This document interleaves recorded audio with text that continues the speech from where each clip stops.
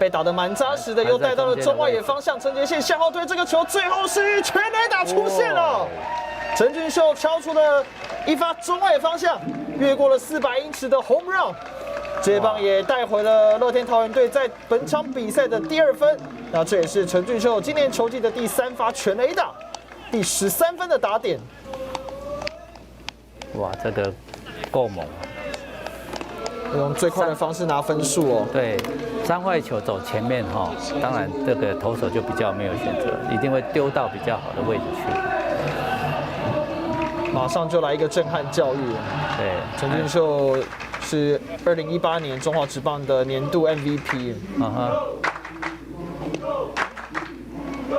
其实位置也很低哦，算低，但是比较靠中间这个位置哈，5号的下缘哈。 3振之后的打席很关键。对，所以你把他叫醒了以后，他就投球就会谨慎。